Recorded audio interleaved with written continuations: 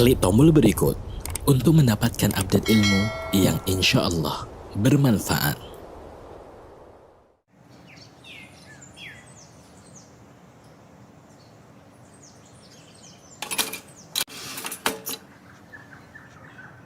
Samase, it's different. Assalamualaikum yang telah mengutus Rasulnya dengan petunjuk dan agama yang benar, agar Allah Jalla Jalaluh memenangkan agama ini di atas seluruh agama, meskipun orang-orang musyrik membenci hal itu. Allahumma salli wa sallim wa zid wa barik wa an'im ala abdika wa rasulika sayyidina wa maulana Muhammadin wa ala alihi wa ashabihi ajma'in. Ya Allah, semoga salawat, salam berkah dan nikmat senantiasa Engkau curahkan untuk hamba kekasih-Mu, untuk baginda Nabi kita Muhammad alaihi salatu wassalam, untuk keluarga beliau, untuk istri-istri beliau, untuk putra-putri beliau, dan untuk seluruh sahabat Nabi. Semoga Allah meridai kita bersama mereka. Amma ba'd, setelah penaklukan kota Mekah yang kita tahu bertahun-tahun penduduk Mekah menancapkan panji permusuhan kepada Islam. Mereka menjadi ujung tombak masyarakat Arab yang lainnya. Mereka menanti siapakah yang akan kalah dalam perseteruan yang terjadi antara kaum muslimin dengan kuffar Quraisy. Dan Allah memberikan kemenangan kepada umat Islam. Mulailah banyak qabilah-qabilah yang datang untuk mengutarakan Islam mereka. Tapi ternyata tidak semuanya. Ada daerah-daerah yang dekat dengan kota Mekah yang malahan mereka berusaha untuk mengumpulkan kekuatan menghancurkan umat Islam. Di antara mereka adalah Hawazin dan Thaqif yang ada di Taif. Kita lihat bagaimana Rasulullah SAW setelah dari kota Mekah, beliau meninggalkan Mekah untuk menyelesaikan urusan-urusan yang belum selesai. Nah, silakan dibaca.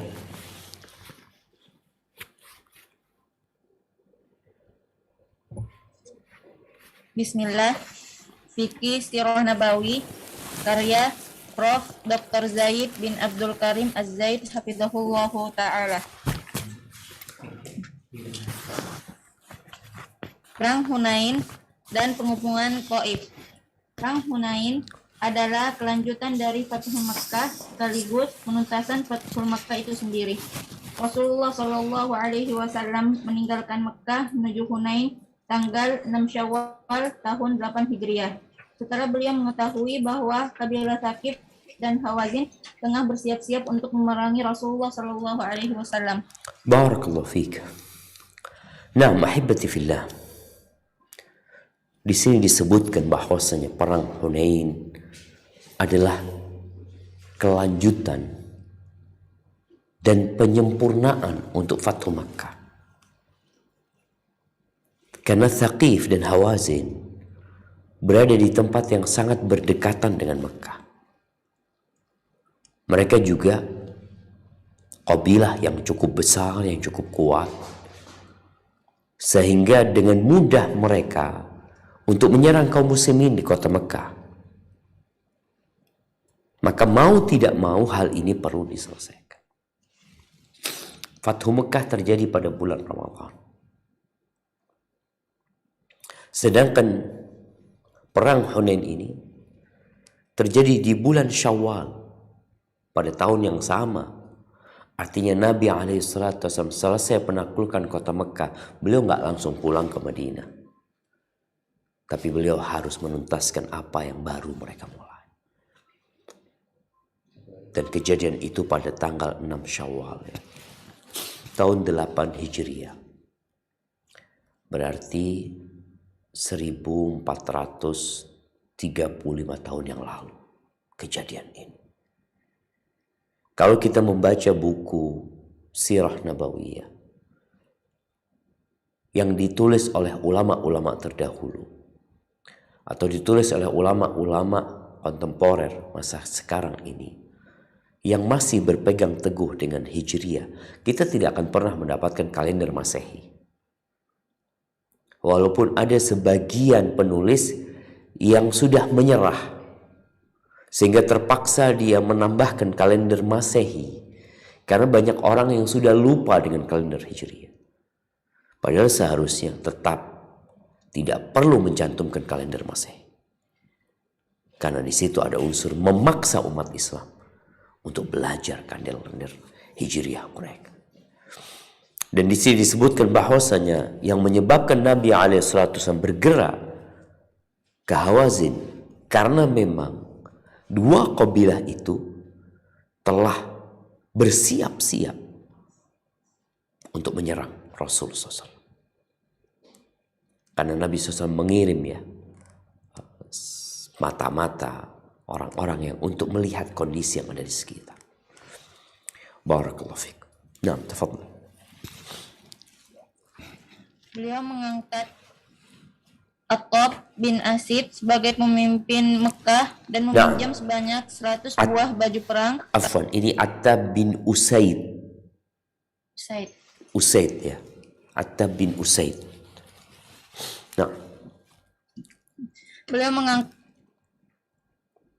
Attab bin Usaid sebagai pemimpin Mekah dan meminjam sebanyak 100 buah baju perang serta senjata dari Sofwan bin Umayyah yang ketika itu dalam keadaan musyrik. Pasukan beliau berjumlah 10.000 prajurit ditambah 2.000 penduduk Mekah yang baru saja dibebaskan.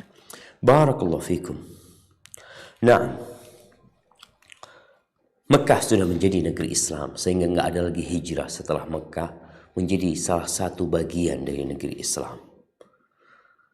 Ketika Nabi hendak meninggalkan Mekah, Nabi menjadikan Attab bin Usaid sebagai gubernur, sebagai pemimpin yang mengurusin urusan kota Mekah. Di sini juga ada pelajaran penting bahwasanya ketidakhadiran pemimpin di sebuah tempat itu menyebabkan kekacauan. Maka Nabi menetapkan seorang yang memimpin di kota Mekah. Siapa? Attab bin Usaid. Lalu kita lihat bagaimana Nabi SAW meminjam 100 baju besi. Dari siapa? Dari Sofwan bin Umayyah. Sofwan bin Umayyah ini putranya Umayyah bin Khalaf yang terbunuh ketika perang Badar. Bagaimana Umayyah bin Khalaf yang mengirim Umar untuk membunuh Nabi SAW setelah perang Badar. Nabi SAW tidak memaksa dia untuk masuk Islam. Nabi pinjam persenjataan dan baju perang. Ketika Nabi ambil, Sofwan mengatakan, "Aghasban ya Muhammad, apakah ini bentuk perampasan?" Kata Nabi, "La, enggak. Bal ariyatun madmunah." Enggak, kita pinjam. Pinjaman yang dijamin akan dikembalikan seperti semula gitu. Ada garansi dari Nabi SAW buat mereka. Akhirnya Nabi membawa. Sofwan ikut. Bukan ikut perang karena dia ingin berperang ya, tapi dia punya kepentingan. Berapa jumlah pasukan Rasul SAW?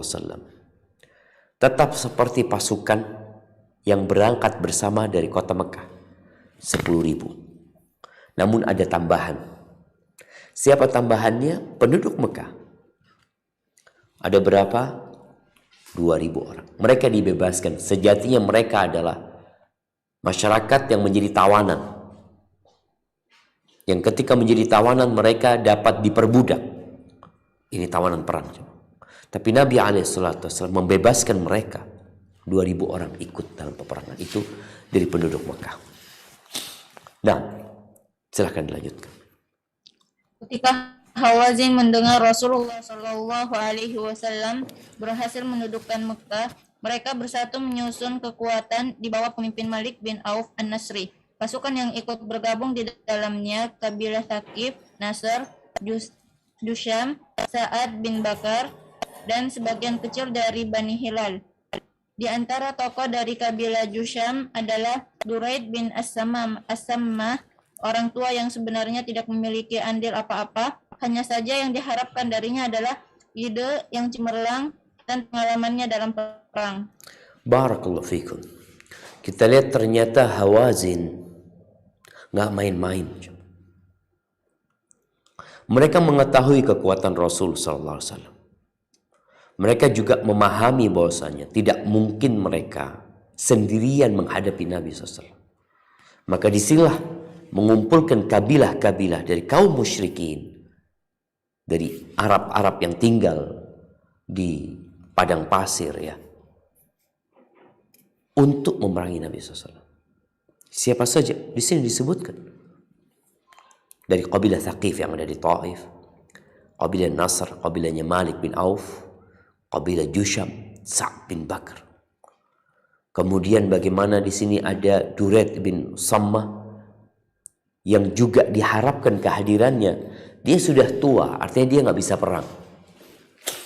Tapi karena orang itu orang yang pengalaman dalam perang, maka diharapkan paling tidak memberikan ide. Kalau orang musyrikin aja mengharapkan ide dari orang-orang yang berpengalaman, bagaimana dengan kita? Baik, apa yang terjadi kemudian? Nah, tafadhal. Mereka menunjuk Malik bin Auf An-Nasr. Mereka menunjuk Malik bin Auf An-Nasri sebagai pemimpin mereka. Ketika ia akan berangkat menuju Rasulullah Shallallahu Alaihi Wasallam, ia menggiring seluruh pasukannya dengan membawa seluruh harta, istri, dan anak-anaknya. Ketika ia berada di lembah Autas, orang-orang pun berkumpul kepadanya. Di antaranya Duraid bin As-Sammah yang tengah berada di atas kendaraannya. Lalu dia bertanya, di lembah apa sekarang kalian berada? Orang-orang menjawab, di lembah Autas. Duraid kembali berucap, lembah ini cukup cocok untuk kuda, tanahnya tidak keras dan kasar, dan tidak juga lembek terlalu datar. Namun, mengapa aku mendengar lenguhan unta, dengkikan keledai, tangisan bocah, dan embikan kambing? Orang-orang menjawab, Malik bin Auf memerintahkan kami untuk memboyong para wanita, anak-anak, dan harta benda. Duraid bertanya, di mana Malik? Kemudian Malik pun dipertemukan dengan Duraid. Lalu Duraid bertanya, wahai Malik, kamu telah menjadi pemimpin bagi kaummu. Hari ini adalah hari yang sangat penting. Mengapa aku mendengar lenguhan unta, dengkikan keledai, tangisan bocah, dan embikan kambing? Malik menjawab, aku sengaja memerintahkan semua orang untuk menyertakan harta, anak, dan istri-istri mereka. Duraid bertanya, untuk apa? Malik menjawab, aku ingin setiap orang berperang untuk melindungi harta, anak, dan istrinya. Duraid berkata, ini benar-benar sama dengan mengembala domba. Apakah orang yang dikalahkan dapat mengembalikan sesuatu? Ya, jika kamu menang. Jika tidak, kamu telah menimpakan bencana pada keluarga dan hartamu. Subhanallah jemaah. Ini kenapa Duraid ibn Sammah dihadirkan? Karena memang dia orang yang berpengalaman. Duraid jadi bingung gitu loh. Ketika dia berada di lembah yang nyaman buat kuda, yang enak buat onta. Tapi kenapa ada keributan? Ada kambing yang mengembik. Ada keledai dengan suaranya. Juga ada anak-anak yang menangis. Ada apa? Karena biasanya kita tahu bahwasanya kuda, atau jangan bicara kuda, binatang ya. Binatang itu lebih peka dengan kondisi lingkungan. Kalau ada sesuatu yang membahayakan, biasanya mereka akan mengeluarkan suara. Mereka akan tegang. Mereka akan berusaha untuk lari. Duraid bin Sammah heran ketika berada di lembah yang seharusnya tempat itu nyaman, tapi kok jadi gak nyaman. Maka dipanggillah Malik bin Auf An-Nasri. Subhanallah jemaah. Dialog yang dilakukan oleh Duraid ini benar-benar pelajaran buat kita. Dia tidak langsung mencela, dia tahu, kan dia dikasih tahu bahwasanya Malik bin Auf dia itu menggiring harta istri dan anak-anak mereka. Baik, dia dapat nih ilmu ini, dia sudah tahu. Tapi bagaimana dia berdialog dengan Malik ibn Auf An-Nasri? Ya Malik, dia mengatakan, ya Malik, innaka qad asbahta ra'isa qaumi. Wahai Malik, engkau ini sudah diangkat menjadi pemimpin bagi kaum. Dan hari ini hari yang sangat penting buat engkau. Kenapa aku mendengar ya onta bersuara, keledai pun seperti itu, anak-anak menangis. Aku lihat embikan kambing, ada apa ini?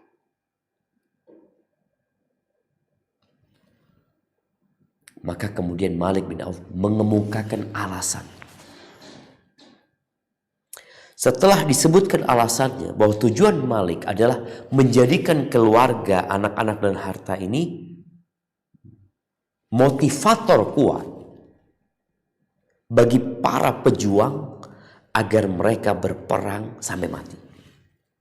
Agar mereka tidak lari menghadapi Muhammad SAW.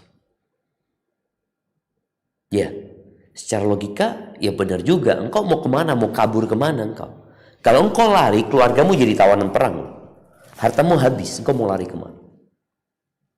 Sehingga strategi Malik sejatinya ya masuk di logika. Tapi apa kata orang yang sudah pengalaman perang? Duraid bin Sammah. Maka dia mengatakan, ini benar-benar seperti mengembala domba.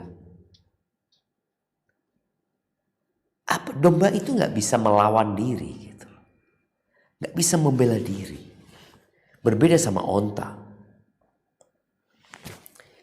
Ya kalau bicara domba digembala, ya sudah dia akan diambil sama orang yang nanti memenangi peperangan itu.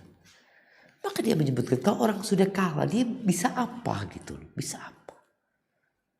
Ya kalau ada jaminan menang, kalau kalah. Jadi semua di medan perang akan diraih, akan diambil oleh musuh dan selesai urusannya. Kalau keluarga itu di rumahnya, anak-anak di rumahnya, harta di rumahnya, kan aman paling tidak. Tapi mau gimana? Malik bin Auf memiliki strategi karena dia tahu banyak orang-orang yang mungkin cinta sama harta, cinta sama keluarga, sehingga kecintaan mereka menjadi api yang membakar semangat mereka untuk berperang. Maka sudah. Karena yang jadi pemimpin adalah Auf bin Malik, Duraid hanya memberikan masukan. Baik, dilanjutkan. Jumlah pasukan Malik berjumlah 20.000 orang yang siap memerangi Rasulullah SAW. Malik telah menyebarkan mata-matanya, kemudian kembali membawa informasi. Malik bertanya, celaka kalian, ada apa dengan kalian? Mereka berkata, kami telah melihat prajurit dengan pakaiannya serba putih di atas kuda-kuda yang gagah. Demi Allah, kita tidak akan sanggup menghadapi mereka. Kemudian bagaimana pendapatmu? Malik tidak memberikan pendapat apa-apa. Barakallahu fikum. Taib. Di sini mata-mata Malik membuat sebuah laporan kepada Malik bin Auf. Apa laporan mereka? Mereka datang dalam kondisi ini nggak diterjemahkan ya. Waqad tafarraqat awsaluhum. Jadi urat mereka sudah habis gitu. Jadi datang dengan kondisi orang yang ketakutan. Mata-matanya itu balik dengan wajah yang berubah. Yang nampak rasa takut di wajah mereka. Urat-urat mereka udah putus akan. Maka di sini Malik berkata, wailakum. Dia mengatakan, celaka kalian, ada apa gitu loh. Ada apa? Maka kemudian mereka cerita. Kami telah melihat prajurit dengan pakaian serba putih di atas kuda-kuda yang gagah. Lalu mereka memberikan informasi lagi. Tidak akan sanggup menghadapi mereka. Terus, apa kata Malik?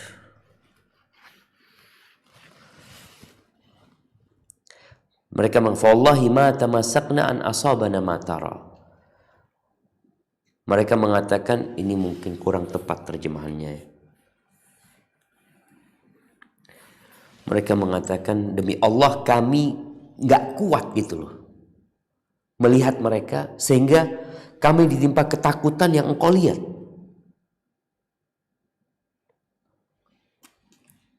Fama raddahu dzalika an wajhihi wa qasdihi. Ini Malik tidak memberikan pendapat apa-apa. Ini mungkin kurang tepat terjemahannya, tapi yang tepat itu berita itu tidak mematahkan. Berita itu tidak mematahkan tujuan dan semangat dia untuk terus berperang. Artinya berita itu tidak menghalangi dia atau tidak dapat mengembosi dia dari tujuan dan maksud dia. Kan biasanya orang ketika dapat berita, dia mulai ngambil pertimbangan, gimana nih, lanjutkan apa tidak. Ini enggak. Malik bin Auf dapat informasi seperti itu, informasi itu tidak menghalangi dia untuk melanjutkan tujuan. Artinya tetap seperti yang sudah direncanakan. Baik, dilanjutkan.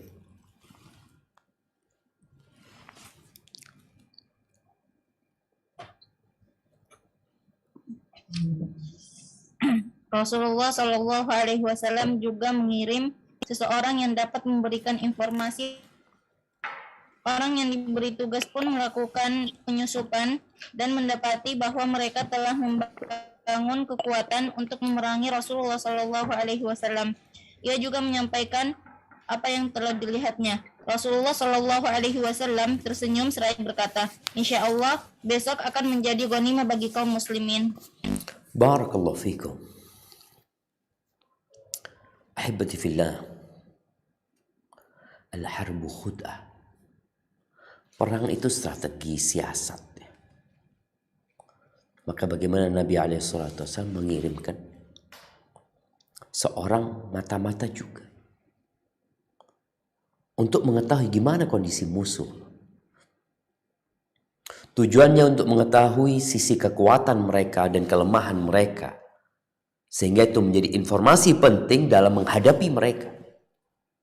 Dan ternyata orang ini termasuk yang hadir ketika mereka ketika mata-mata Auf bin Malik menyampaikan apa yang mereka lihat. Sehingga dia bisa menyampaikan itu kepada Nabi SAW. Ahibati fillah.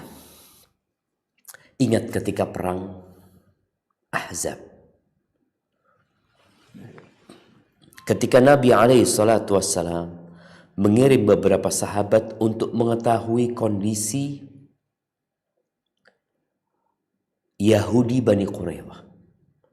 Apakah mereka tetap dalam perjanjian mereka atau mereka telah berkhianat? Nabi sampaikan kepada utusannya, kalau mereka berkhianat, kalian gak usah ngomong, kasih isyarat aja. Tapi kalau mereka tetap dalam perjanjiannya, maka informasi itu sebarkan. Kenapa jemaah? Karena informasi yang dapat meruntuhkan semangat itu berbahaya untuk pasukan. Maka Nabi memberikan pelajaran, kalau informasinya itu menguatkan nggak ada masalah. Tapi kalau melemahkan semangat, jangan. Kasih aku isyarat saja. Dan ternyata mata-mata Malik ini menginformasikan ini di depan orang banyak. Sehingga mata-mata Nabi SAW mengetahui. Dan Nabi SAW mengatakan, tilka ghanimatul muslimina qad. Besok itu akan menjadi ghanimah. Artinya ghanimah ini harta rampasan bagi umat Islam besok. Dan Nabi mengatakan insya Allah. Baik, dilanjutkan.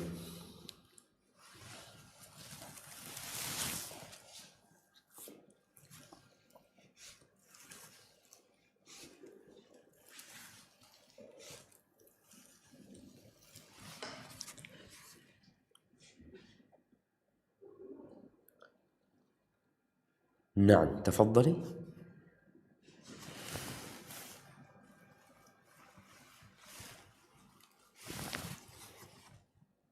Di tengah perjalanan, kaum muslimin melintasi pohon milik kaum musyrikin yang diberi nama Dzatu Anwat. Orang-orang musyrik menggunakannya untuk menggantungkan pedang-pedang mereka demi mencari keberkahannya. Kemudian kaum muslimin berkata, "Ya Rasulullah, buatkanlah untuk kami Dzatu Anwat sebagaimana mereka memilikinya." Nabi bersabda, "Maha suci Allah, ucapan kalian seperti ucapan kaum Musa alaihissalam yang mengatakan, buatkan untuk kami Tuhan sebagaimana mereka yang memiliki Tuhan. Demi Allah,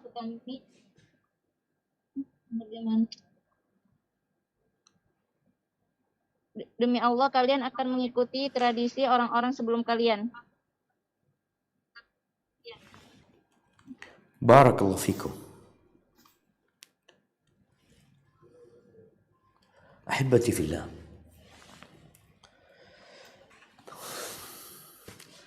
Orang-orang musyrikin memiliki tradisi, memiliki budaya yang telah diwarisi dari leluhur mereka.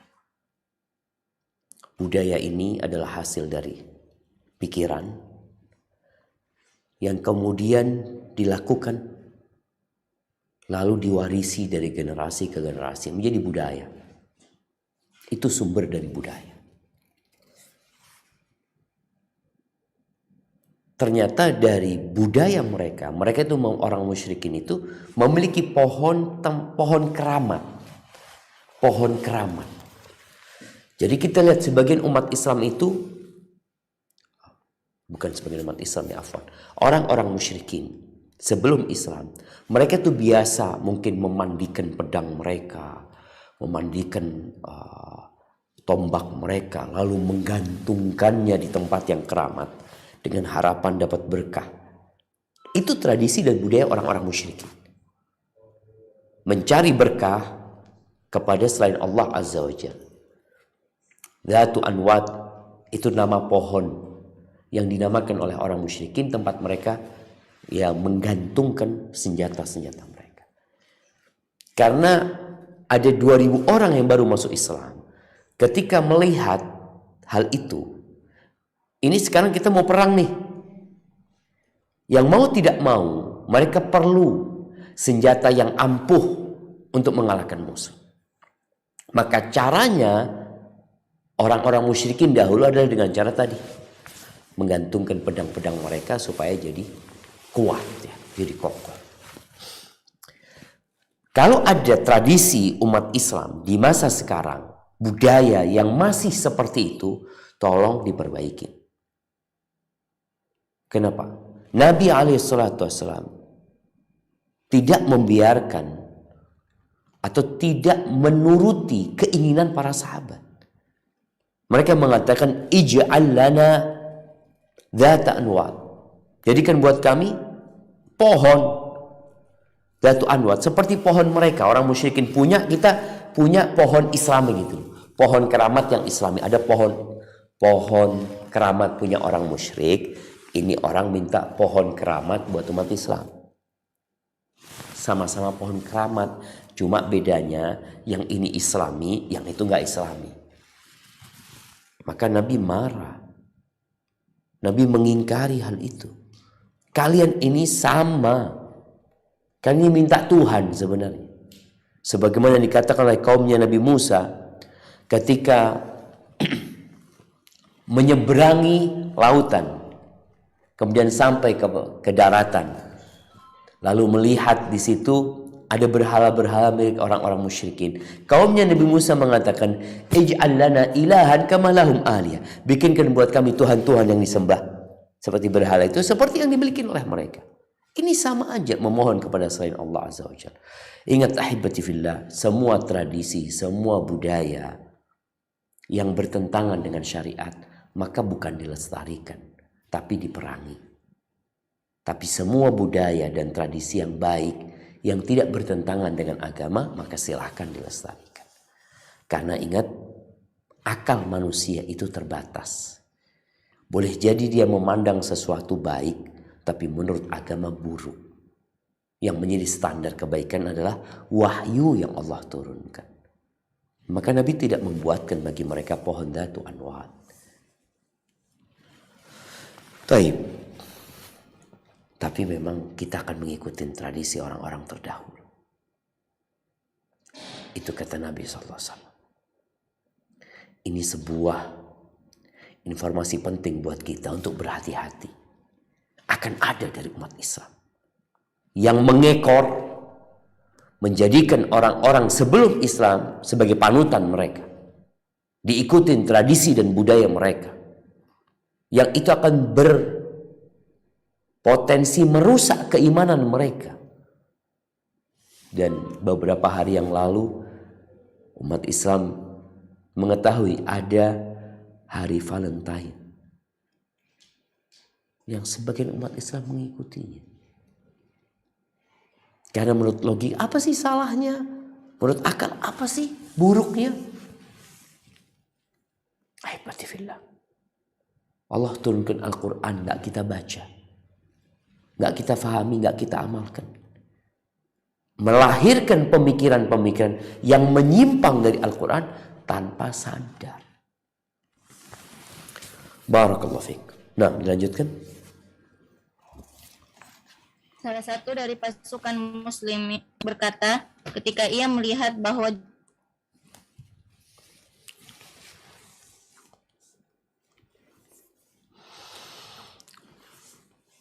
Sallallahu alaihi wasallam merasa susah. Kemudian Allah pun menurunkan wahyunya.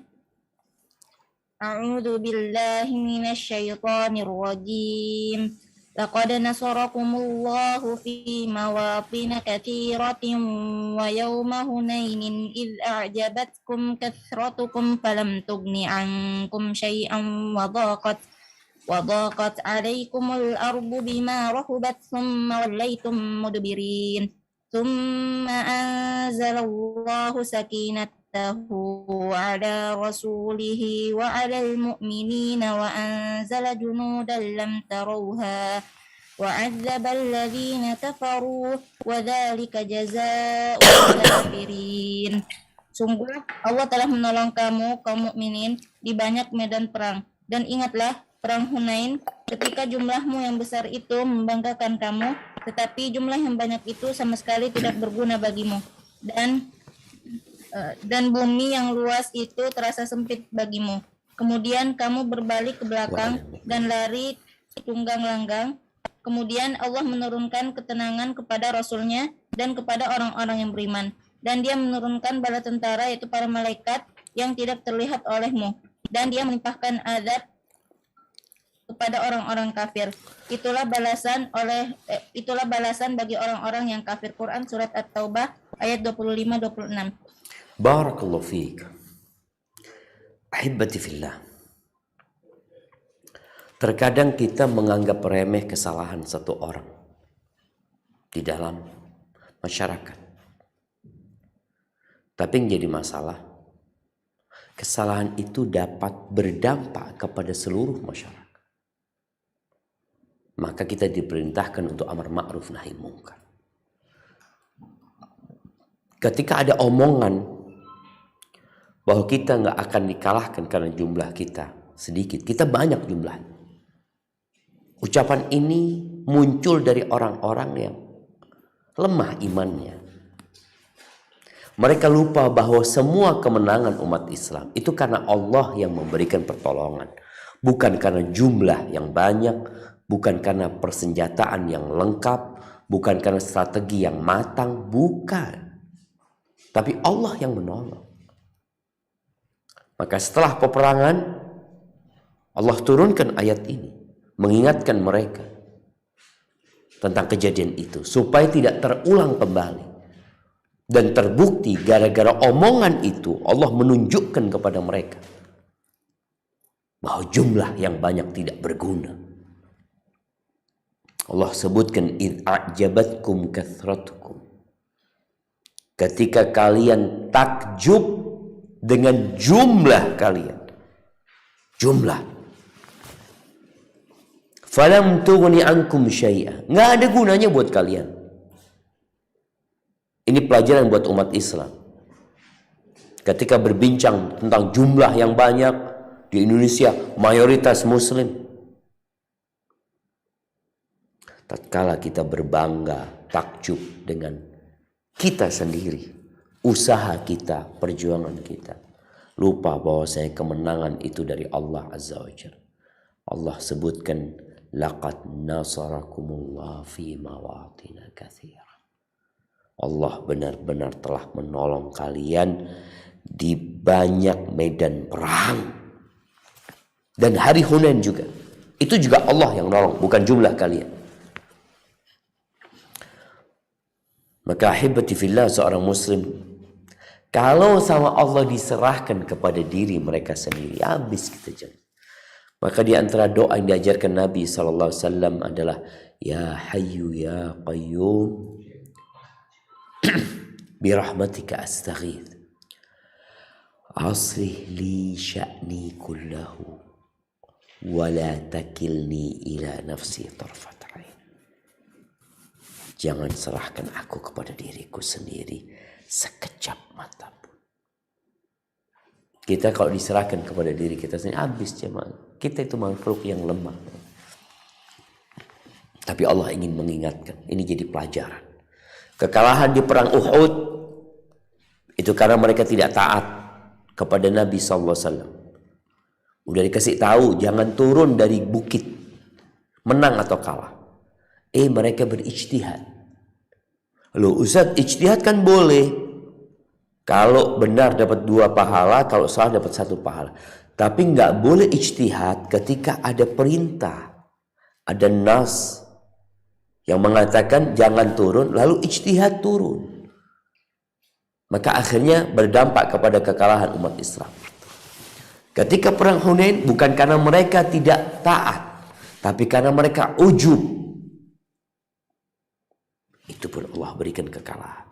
Lalu Allah berikan kemenangan. Tapi ada fase di mana umat Islam, kata Allah, "Tsumma wallaitum mudbirin." Kalian lari tunggang langgang dan jelas. Nah, subhanallah. Baik, dilanjutkan.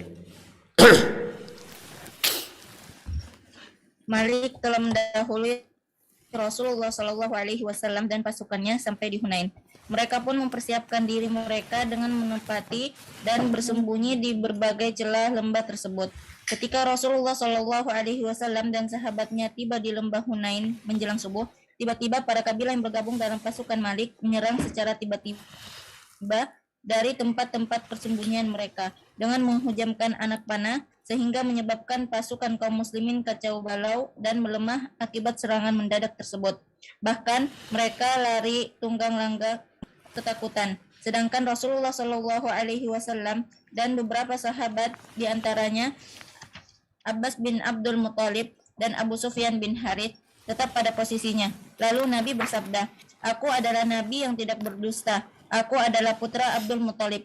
Di antara doa beliau saat itu adalah, "Ya Allah, sesungguhnya jika Engkau menghendaki, maka Engkau tidak akan disembah lagi setelah ini." Barakallahu fikum.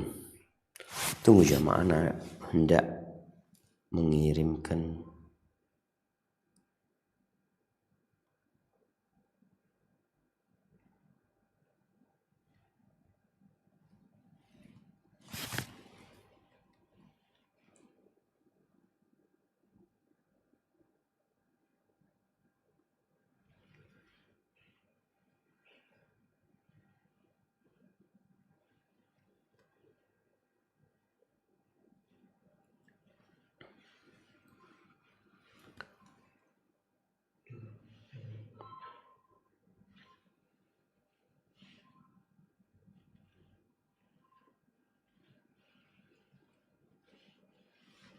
Taib, kepada Akh Zubair mungkin bisa ditampilkan ya bentar lagi.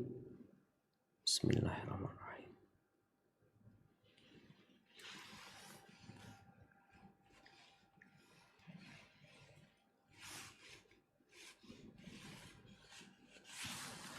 Taib, ahibati fillah.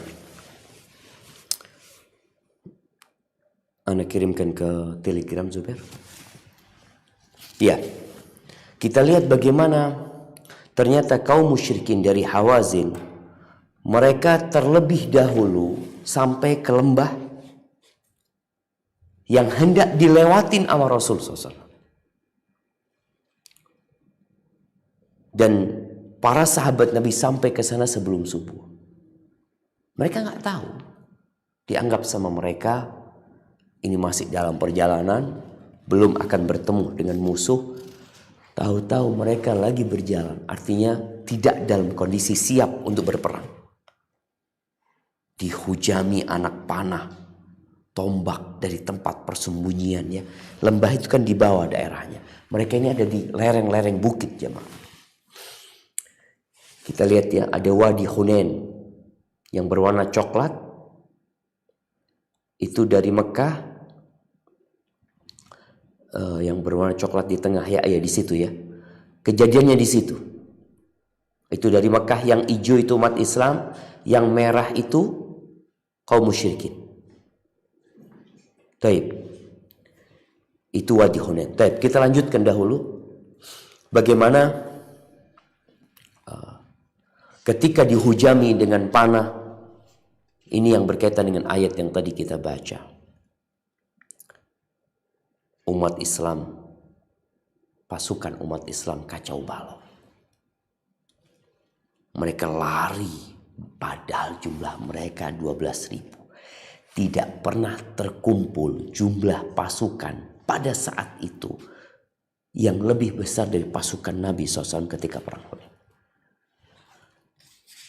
Tapi mereka semuanya kabur. Dalam beberapa riwayat disebutkan, ya tinggal 100 orang. 12.000 tinggal 100 orang.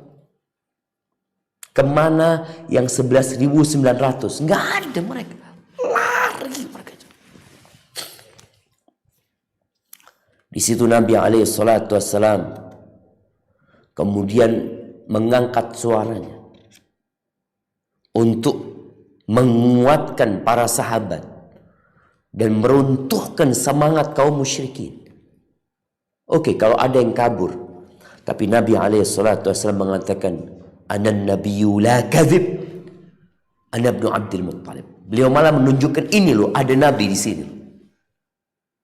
Mereka yang mau menyerang, oke ada yang kabur, tapi aku tetap di sini. Untuk menunjukkan bagaimana Nabi SAW benar-benar ingin mendakwahkan agama ini kepada mereka. Ada riwayat Nabi berdoa seperti yang Nabi bacakan ketika perang Badar. Di mana ya Allah, kalau engkau menghendaki, engkau tidak akan disembah lagi di tempat ini. Atau setelah ini, afwan. Kalau di sana Nabi SAW mengatakan, Allah, kalau kaum sahabatku ini binasa, engkau tidak akan lagi disembah di tempat ini. Ini menunjukkan semangat dan kesungguhan Nabi memohon kepada Allah Azza wa Jalla. Baik. Setelah itu apa yang terjadi? Hanya tinggal 100 orang. Yang lainnya kabur. Maka Nabi SAW mau tidak mau harus menyusun kembali pasukannya. Karena yang dihadapi jumlahnya 20.000 jemaah. Jumlah yang sangat besar. Lalu Nabi SAW menyuruh sahabat untuk kembali. Silakan dilanjut. Lalu Rasulullah Shallallahu Alaihi Wasallam memerintahkan Abbas untuk memanggil, wahai orang-orang yang berbaiat di bawah pohon, wahai orang-orang yang memiliki surat Al-Baqarah. Kemudian kaum muslimin pun kembali ke arah suara, sedangkan mereka yang tidak bisa memalingkan untanya menuju sumber suara langsung turun sambil membawa pedang dan tombaknya menuju sumber suara, sehingga berkumpullah orang-orang dalam jumlah yang sangat besar di seputar Nabi yang siap untuk melawan musuh. Barakallahu fikum. Nah, ahibati fillah. Bagaimana Nabi alaihi salatu wasallam menyuruh Abbas, karena suaranya Abbas ini lantang. Abbas paman Nabi sallallahu alaihi wasallam. Ketika bai'atul Aqabah, bai'at dengan orang-orang Ansar, Abbas yang jadi jubirnya Nabi SAW. Ketika perang Hunain, Abbas yang diperintahkan untuk memanggil. Nabi tidak memanggil mereka dengan nama ayyuhal muslimun, tapi memanggil mereka dengan keistimewaan sebagian mereka di antara yang lainnya. Nabi menyuruh memanggil dengan ya ashab syajarah, wahai orang-orang yang baiat Hudaybiyah, baiatur Ridwan, kemana kalian? Ya ashab suratil Baqarah, ini orang-orang yang hafal surat Al-Baqarah, mana engkau? Mana Qur'anmu? Gitu. Kemudian kaum muslimin pun kembali jamaah menuju ke arah suara tersebut. Yang namanya onta itu kadang-kadang kalau sudah kabur, disuruh balik susah. Karena ikut kabur jemaah. Apa yang dilakukan oleh sebagian sahabat yang tidak bisa memalingkan untanya, maka dia turun dari ontanya, loncat dari ontanya, bawa pedang, dia lari menuju ke suara. Jadi yang awalnya ketakutan itu membuat mereka lari, akhirnya membuat mereka kembali bersemangat, bahkan tanpa onta yang mereka tunggang. Mereka menuju kepada Nabi SAW. Akhirnya berkumpullah jumlah yang cukup besar. Walaupun ada sebagian yang kabur gak balik jemaah. Tapi dilanjutkan. Rasulullah Shallallahu Alaihi Wasallam memimpin langsung pasukan dan mereka berperang dengan semangat sehingga posisi pun berubah. Kemenangan berpihak kepada kaum muslimin. Beliau berkata, sekarang perang tengah berkecamuk. Allah memberikan pertolongan kepada orang-orang beriman dengan tentaranya. Kaum muslimin semakin mampu mengusir kaum musyrikin, dan itu hanya memerlukan waktu yang singkat, sehingga kaum muslimin berhasil mengalahkan kaum musyrikin dan menawan mereka. Lalu tawanan ini dibawa ke hadapan Rasulullah Shallallahu Alaihi Wasallam. Subhanallah jemaah. Ingat, kemenangan itu karena Allah Azza wa Jalla, bukan karena jumlah. Makanya Allah yang menurunkan ketenangannya di diri Nabi SAW, di hati umat Islam. Allah. Sehingga tidak butuh waktu lama. Kita lihat peta tadi, mungkin bisa ditunjukkan kembali. Bagaimana peta peperangannya. Umat Islam yang mengalami kekalahan di awal, tapi kemudian Allah memberikan kemenangan kepada mereka dalam waktu yang singkat. Karena Allah kalau menginginkan kemenangan, iyansurkumullah fala ghaliba lakum. Kalau Allah memenangkan kalian, gak ada yang bisa mengalahkan kalian, gak ada. Wa iyakhdhulkum, tapi kalau Allah meninggalkan kalian, siapa kalian minta tolong dengan siapa? Barakallahu fikum. Baik, dilanjutkan.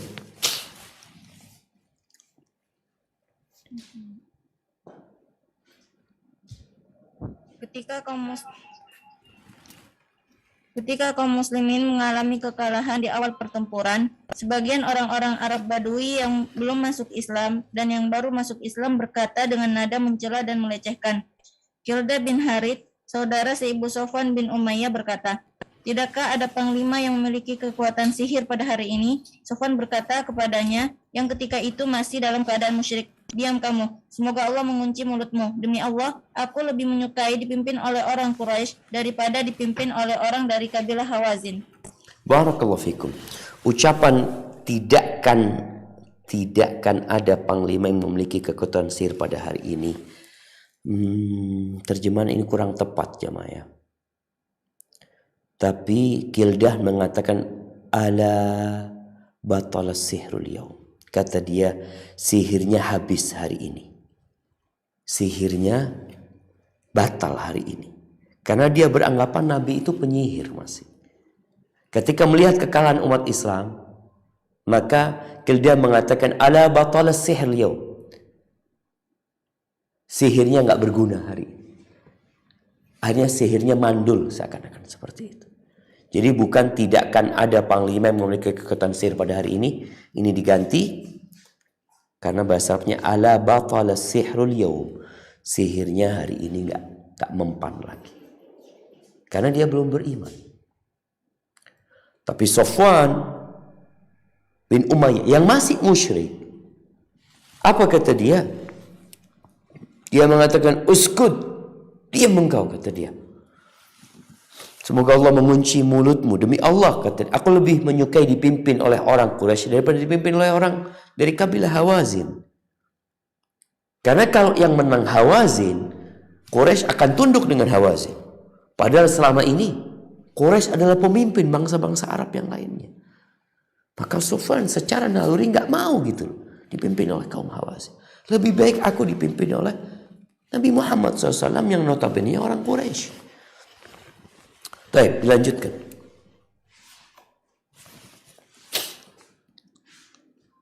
Seseorang melintas di depan Safwan sambil berkata, berbahagialah dengan kekalahan Muhammad dan sahabat-sahabatnya. Demi Allah, mereka tidak pernah bisa memaksaku selama-lamanya. Safwan menghardiknya, kamu mengembirakan aku dengan kemenangan orang Badui. Barakallahu fikum. Nah, ini sepertinya ada yang perlu diperbaiki terjemahannya. Mereka tidak pernah bisa memaksaku selama-lamanya. Bahasa Arabnya itu fawallahi la yajburunaha abada. Mereka tidak akan pernah menambalnya selama-lamanya. yakni menambal kekalahan ini selama-lamanya. Jadi mungkin penerjemahnya la yujbirunaha, tapi yang betul la yajburunaha, yakni tidak bisa menambal kekalahan itu selama-lamanya. Safwan juga marah. Ini Safwan nanti masuk Islam, jemaah. Artinya Safwan dia memang ikut perang bersama kaum muslimin walaupun dia belum masuk Islam. Dan di dalam pasukan ada orang-orang yang tadi yang ikut perang baru masuk Islam atau masih dalam kesyirikan mereka. Memberikan kabar gembira kepada Safwan yang sebenarnya itu kabar buruk buat Safwan, dengan mengatakan tubashiruni bidzuhuril a'rab, engkau memberikan kabar gembira, kamu menggembirakan aku, yakni kamu memberikan kabar gembira kepadaku dengan kemenangan Arab Badui. Ini bukan kabar gembira gitu. Barakallahu fikum. Nah, dilanjutkan. Rasulullah Shallallahu Alaihi Wasallam tidak marah kepada orang-orang yang lari. Bahkan ketika Ummu Sulaim al-Ansariyah mengusulkan kepadanya, bunuh saja orang-orang yang telah dibebaskan karena mereka lari dari medan perang. Rasulullah Shallallahu Alaihi Wasallam menjawab, Allah telah mencukupi mereka dan telah berbuat baik. Barakallahu fikum. Nah, mungkin kata merekanya dihapus ya. Allah telah mencukupi dan Allah telah berbuat baik. Artinya nggak perlu kita membunuh mereka. Ini usulan Ummu Sulaim. Karena kita tahu di antara salah satu dosa besar itu adalah al-firaru yaumuz zahf. Kabur dari medan perang. Itu salah satu dosa besar. Tapi Nabi SAW bayangkan, Nabi SAW ketika masuk kota Mekah, orang-orang yang selama ini menyakiti Nabi SAW, mengganggu beliau, itu dimaafkan. Ketika perang Hunain, yang kabur siapa? Banyak mereka yang kabur gak balik. Itu pun Nabi memaafkan mereka. Ini sebagai bukti kasih sayang Nabi SAW, bahwa beliau menginginkan kebaikan buat mereka. Tidak ada dari diri beliau ingin melampiaskan dendam kepada mereka. Nabi ingin semua orang itu masuk Islam. Barakallahu fikum. Baik. Dilanjutkan. Rasulullah Shallallahu Alaihi Wasallam memerintahkan untuk mengejar pasukan musuh yang lari dan boleh mengambil barang yang ada pada orang musyrik yang dibunuhnya. Ketika ia melihat seorang wanita terbunuh, maka beliau melarang untuk membunuh para wanita dan anak-anak. Barakallahu fikum. Ahibati fillah. Umat Islam ketika berperang, ada kode etik peperangan. Sebelum PBB membuat kode etik itu, sebelum lahir kode etik peperangan yang dibuat oleh manusia, 1433 tahun yang lalu atau 35 tahun yang lalu. Nah, kode etik itu sudah dibuat dalam Islam. Gak boleh membunuh perempuan, gak boleh membunuh anak-anak. Sekarang orang ketika melemparkan rudal, itu mereka bunuh satu kampung. Bayi pun mereka bunuh. Islam mengajarkan gak boleh gitu loh. Kecuali kondisi darurat lain lagi. Nabi memang membolehkan bagi mereka untuk mengejar pasukan musuh yang kabur. Dan yang mati di antara mereka, harta rampasannya boleh dimiliki. Tapi ketika melihat ada wanita yang dibunuh, oh ini ada yang salah paham ini. Maka Nabi memberikan penjelasan. Orang-orang yang tidak boleh dibunuh dalam kondisi perang pun gak dibunuh. Nanti kita akan lihat bagaimana Nabi SAW memberikan arahan kepada para sahabat ketika mengirim mereka untuk berperang. Gak boleh pohon yang berbuah dibakar, dipotong. Gak boleh pendeta yang sedang beribadah, orang tua yang sepuh dibunuh. Gak boleh. Karena Islam berperang dengan tujuan mulia. Islam berperang bukan untuk memperluas negeri mereka. Tapi tujuan Islam berperang menyelamatkan umat manusia. Ahibati fillah. Mungkin kita akan lanjutkan kajian ini pada pertemuan yang akan datang. Semoga Allah Azza wa Jalla memberikan kekuatan kepada kita untuk mengkaji perjalanan hidup Nabi SAW. Ingat, kita perlu membaca, mengulangi bacaan kita sampai kita benar-benar hafal dengan sejarah ini. Pesan cicit Rasulullah SAW, Husain ibn Ali, Ali ibn Husain ibn Ali Zainal Abidin As-Sajjad mengatakan, kunna nu'allamu maghaziyan Nabi SAW kama nu'allamu surata minal Quran. Kita diajarin sejarah peperangan Nabi SAW seperti diajarin satu surat dari Al-Quran. Karena di sini ada pelajaran dunia dan akhirat. Hari ini mungkin tidak ada sesi tanya jawab karena satu dan lain hal. Semoga Allah Azza wa Jalla mempertemukan kita pada pertemuan yang akan datang dalam kondisi fi sihatin wa afiyah. Dan semoga Allah Jalla Jalla mengangkat bala dari negeri kita. Dan Allah menyembuhkan mardana wa mardal muslimin, yang sakit di antara kita dan yang sakit di antara umat Islam. Sampai berjumpa kembali. Subhanakallahumma wa bihamdika asyhadu an la ilaha illa anta astaghfiruka wa atubu ilaik. Wassalamualaikum warahmatullahi wabarakatuh.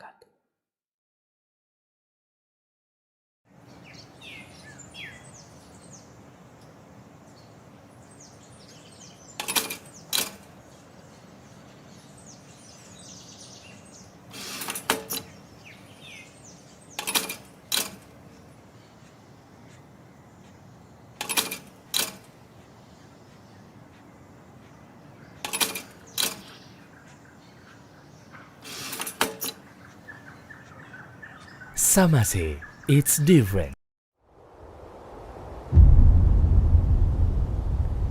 Klik tombol berikut untuk mendapatkan update ilmu